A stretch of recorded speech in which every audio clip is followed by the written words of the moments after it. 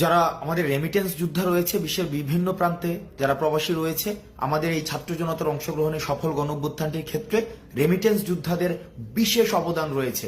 আমরা দেখেছি রেমিটেন্স যোদ্ধারা আমাদের সমন্বয়কদেরকে যখন বিভিন্ন আইনশৃঙ্খলা রক্ষাকারী বাহিনী ধরে নিয়ে যায়, তখন তারা স্বপ্রণোদিতভাবে রেমিটেন্স শাটডাউন কর্মসূচি পালন করে, যেটি ছাত্র জনতার, ছাত্র নাগরিকের অংশগ্রহণে গণঅভ্যুত্থানটি সফল করার ক্ষেত্রে বিশেষ ভূমিকা পালন করে। এই কয়েকদিনে আমরা দেখেছি যে বিভিন্ন প্রবাসী বা রেমিটেন্স যোদ্ধা আমাদের সাথে বিভিন্নভাবে যোগাযোগ করতে চেষ্টা করেছে এবং তারা তাদের বিভিন্ন দাবি আমাদের কাছে পৌঁছাতে চেষ্টা করেছে। আমরা প্রত্যেকটি দাবিকে বিশেষভাবে গুরুত্ব দিচ্ছি এবং বিশেষ করে কিছু দাবি আমাদের নজরে এসেছে। আমি এর মধ্যে কিছু দাবি নিয়ে কথা বলবো। এর মধ্যে প্রথম একটি দফা দাবি, যেটি আমাকে ব্যক্তিগতভাবে মানসিকভাবে বেশ তাড়িত করেছে, যেখানে তারা বলেছে বিদেশে যখন কোনো রেমিটেন্স যোদ্ধা মারা যায়, তার লাশটি যখন দেশে নিয়ে আসতে হয় তখন তাকে একটা ফি দিতে হয়। আমরা এই জায়গায় তারা এই ফিটি চাচ্ছেন না বা এই ফিটি তারা দেওয়ার মতো, বা আমরাও এটা মনে করি যে রেমিটেন্স যোদ্ধা যারা দেশের জন্য বাইরে থেকে কাজ করেছে, তাদের যে অপঘাতে মৃত্যু বা স্বাভাবিক মৃত্যু যখন হয়, তারা যখন দেশে আসতে চায় বা দেশে তাদের লাশটা নিয়ে আসতে হয়, সেক্ষেত্রে আমরাও বিশ্বাস করি কোনো ধরনের ফি থাকা উচিত নয়। সুতরাং এই বিষয়টি নিশ্চয়ই অ্যাড্রেস করা হবে।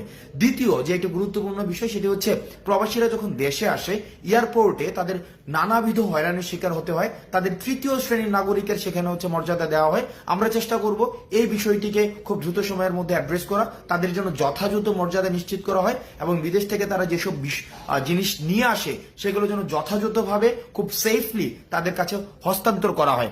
আরেকটি বিষয় রয়েছে, সেখানে তারা বলেছেন যে যতদিন পর্যন্ত তারা বিদেশে থাকেন ততদিন পর্যন্ত তাদের যেই সন্তান রয়েছে দেশে, তাদেরকে বিশেষভাবে তাদের যেন তত্ত্বাবধান করা হয়, সেই বিষয়টিকে আমরা অ্যাড্রেস করার চেষ্টা করব। এবং আরেকটি বিষয় রয়েছে, তারা যখন বিদেশে যেতে চায়, বিদেশে যাওয়ার ক্ষেত্রে তাদেরকে কর্মসংস্থান ব্যাংক থেকে যে ঋণটি নিতে হয়, সেই ঋণটি নেওয়ার ক্ষেত্রে বিভিন্ন ধরনের জটিলতা সেখানে রয়েছে। সেই জটিলতা নিরসনের জন্য তারা চাচ্ছেন আমরা যেন সেই বিষয়টি নিয়ে কথা বলি এবং জটিলতা নিরসনে যেন যথাযথ পদক্ষেপ নেওয়া হয়। সেই বিষয়টি নিয়েও আমরা বৈষম্য বিরোধী ছাত্র আন্দোলন এই অন্তর্বর্তীকালীন যে সরকারটি গঠিত হয়েছে, সেখানে আমরা বিশেষভাবে সেই বিষয়গুলো আমরা অ্যাড্রেস করব। এখন বর্তমানে যারা রেমিটেন্স যোদ্ধা বিশ্বের বিভিন্ন প্রান্তে রয়েছেন, আমরা আহ্বান জানাবো আপনাদের কাছে, বাংলাদেশ যে অন্তর্বর্তীকালীন সরকার গঠিত হয়েছে, সেই সরকারের হাতকে শক্তিশালী করার জন্য এবং আমরা যেই বৈষম্যহীন বাংলাদেশের স্বপ্ন আমরা দেখেছি, সেই স্বপ্নকে প্রভাবিত করার জন্য, সেই স্বপ্নকে গতিশীল করার জন্য এবং সেই স্বপ্নকে বাস্তবায়ন করার জন্য আমরা বিশ্বাস করি রেমিটেন্স যোদ্ধাদের সহায়তা ছাড়া সেটি কখনোই সম্ভব না। আপনারা রেমিটেন্স যোদ্ধারা যারা বাংলাদেশকে ধারণ করেন, বাংলাদেশকে বিশ্বাস করেন, যারা বাংলাদেশের এই যে অগ্রযাত্রাকে এগিয়ে নেওয়ার ক্ষেত্রে বিশেষ ভূমিকা পালন করছেন, আপনারা আবার আগের মতো যেভাবে রেমিটেন্স সরবরাহ নিশ্চিত করার মধ্য দিয়ে বাংলাদেশকে স্বনির্ভর করেছেন, সেভাবেই আবার রেমিটেন্স সরবরাহ আপনারা নিশ্চিত করবেন। আমরা এই অন্তর্বর্তীকালীন সরকারে আমাদের ছাত্র প্রতিনিধি যারা রয়েছেন, তাদের অংশগ্রহণের মধ্য দিয়ে আপনাদের না বলা কথাগুলোকে আমরা তাদের কাছে পৌঁছে দিব এবং আমরা প্রতিশ্রুতি দিচ্ছি আপনাদের এতদিন পর্যন্ত যেসব দাবিগুলো বাস্তবায়ন হয়নি, সেই সব দাবিগুলো বাস্তবায়নের ক্ষেত্রে আমরা স্পোকসম্যান হিসাবে কাজ করব।